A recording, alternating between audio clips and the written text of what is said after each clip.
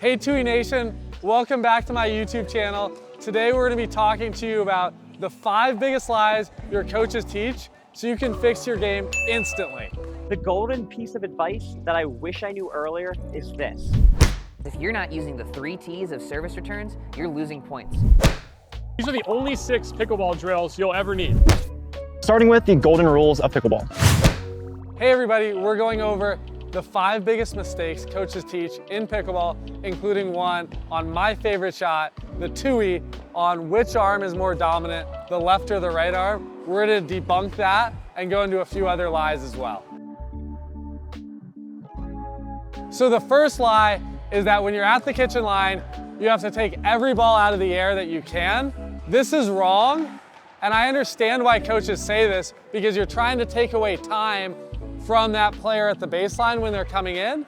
But in reality, if you're overextended or you have to hit up on the ball, you're giving them time to come in and find offense, and it's not as good of a quality of shot, and you're not going to be able to find their feet as easily.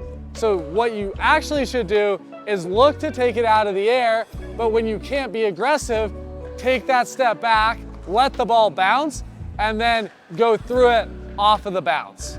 We're gonna get into that and we're gonna demonstrate that right here. I got Jackson feeding me, so here we go. Let it bounce and go into it. I don't wanna be overextended because see how I pop that up? I'm reaching and I lose power, and now they're gonna have a high ball that they can hit at me. Take that step back, go into it. If he leaves it up a little bit though, I can take it out of the air if I can be aggressive. So there, I can take it out of the air and I can still hit down or neutral on that ball. That's a really good indicator. If I have to hit up, I probably shouldn't be taking this out of the air. So we have Mary over here helping us out with this drill. What we want to be thinking about in this drill as well is starting out, we want to find that area where we can take it out of the air. So usually a good test is if our elbow's bent here, this is kind of our area of attack. Anything outside of that, we're reaching and we're losing power. That one is a little bit low, so you had to hit up, let that one bounce, take that step back and go into it. Little low, nice. Little low.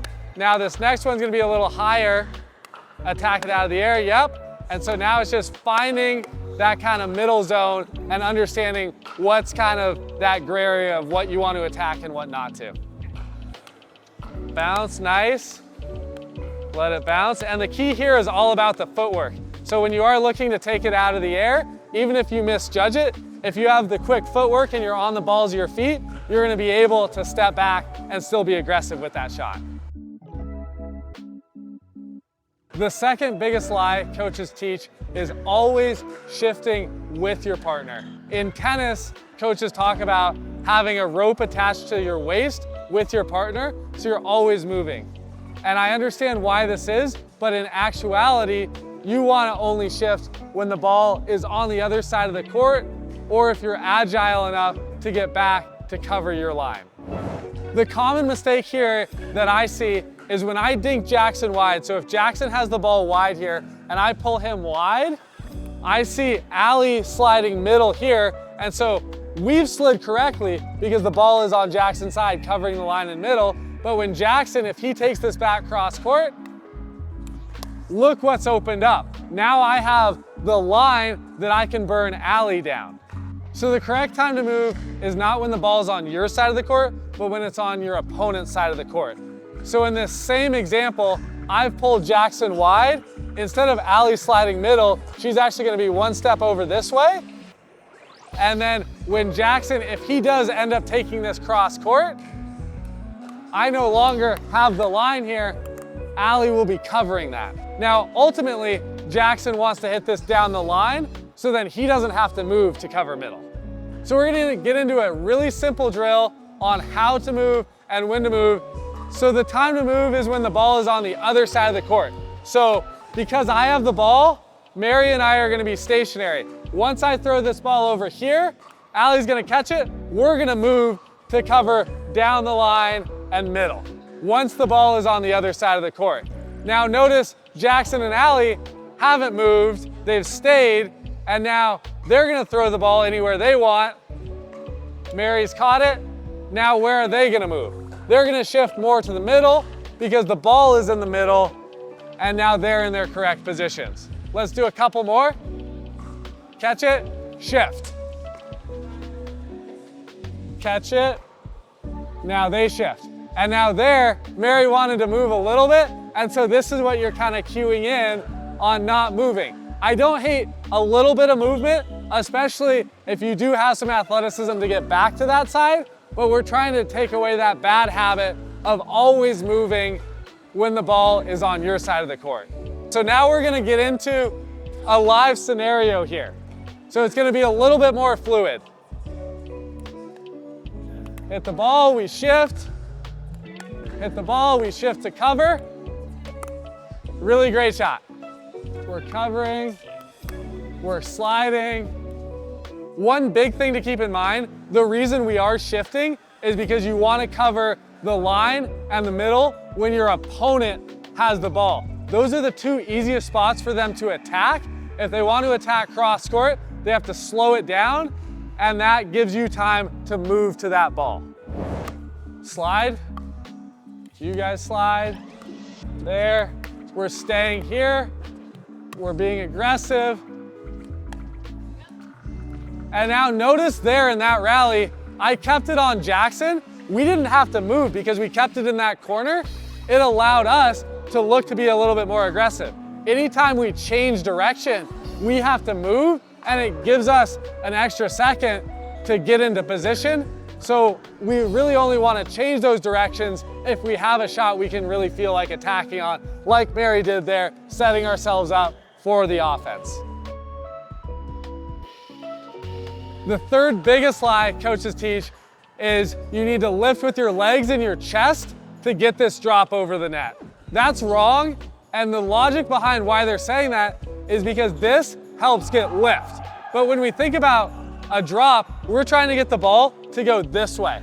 When our body is going up this way, now we have to counteract that by having our arm go this way. We're creating kind of this V to hit it like this. We, in reality, want all of our weight to be going this way, and then think about this arm almost like you're putting in golf. You're just going through to your target, lifting a little bit to get that to go over the net. So when hitting a drop, this is what I see people do. It creates that extra lift because I'm lifting with the legs and the chest, popping it up a little bit. I'm lifting it up, that's wrong. What I want you guys to do, stay low, go through it. Now on this drop, I'm letting it drop onto my paddle. I'm not rushing it and just going through it.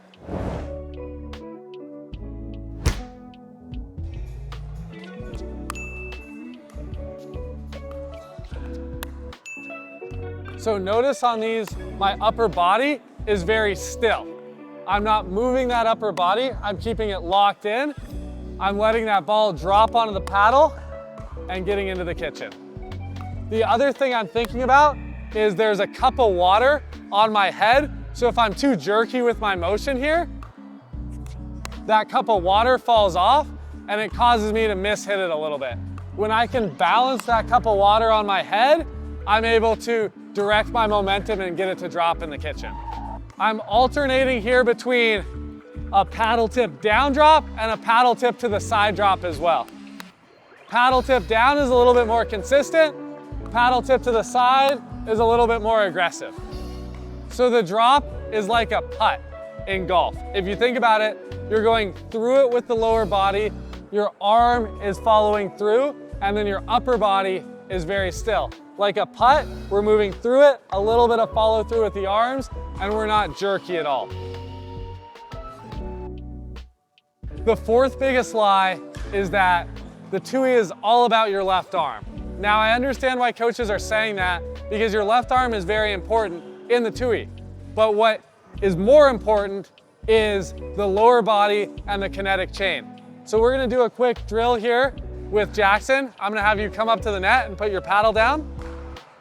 We're gonna put our hands out like this. We're gonna press against each other's hands, and we're gonna feel this in our legs, hips, and core. This is where the power is coming from. So press, Now that is engaging this, and that's what we want to get our power from. I see because of this, people are too wristy or they use too much arm. Sometimes they really over speed up the backswing and they're really rushing it to get this shot. When I'm hitting this twoey, I'm letting my hips come out first and then I'm speeding up with the arm. But the arm isn't really relevant until right on contact. All right, so this is gonna be what a bad one with too much arm looks like. See how I have too much of a backswing and I'm trying to speed up too soon? So now what I want you guys to think about is cutting out all of that arm motion in the backswing, letting this trunk, legs, hips, core bring the paddle out. So here, I'm letting my hips bring the paddle out and then speeding up at the end. So hips and then speed up. Not this big swing using those arms. Also, footwork is always the answer if you have any question in pickleball. So now we're gonna have Jackson demonstrate this a little bit. Mary's gonna feed him some backhands.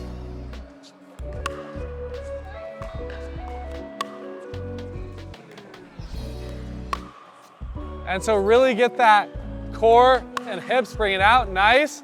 And then only add that arm at the end. Slow, fast, yep.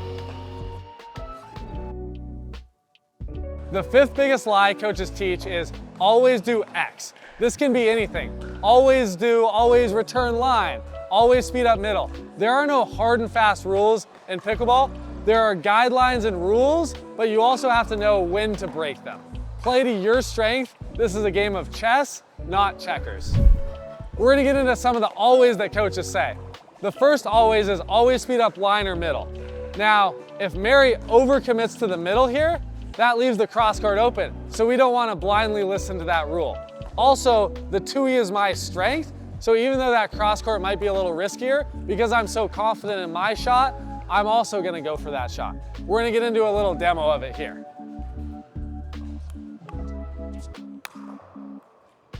So now when Mary's overcommitting to that middle, I do have that cross court open. It's a less risky shot and it's on a shot I'm more confident on. So another always that coaches say is always return line to get your partner involved. Well, if the person in front of me is the stronger player, or I feel less confident going down the line and maybe my cross court return is better, that's a perfect time to break this rule. We'll get into it here.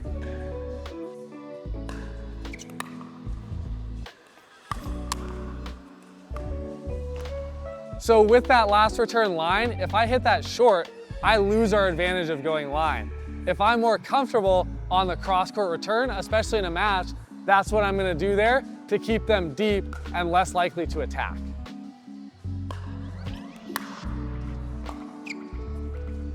And see there, a middle or a cross-court, I hit it harder, cause the air there. Play to your strengths, play to what you're most comfortable with. The rules are there as guidelines. Look to do those, but don't have to always do those things. Know when to break them. So a third always I've heard is always drop your third.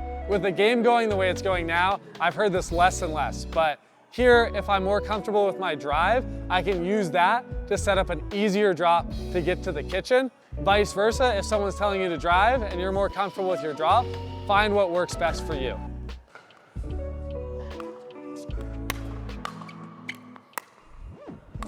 And so there, that first feed was deeper. I used the drive to get a shorter drop. Twoey Nation, those are the 5 biggest lies coaches teach. Hopefully by debunking those today, you're able to fix your game instantly. Let us know the biggest lie you've heard someone teach on the pickleball courts in the comments below. Make sure you hit that subscribe button. We're dropping bi-weekly videos so you can stay up to date on all the new videos releasing.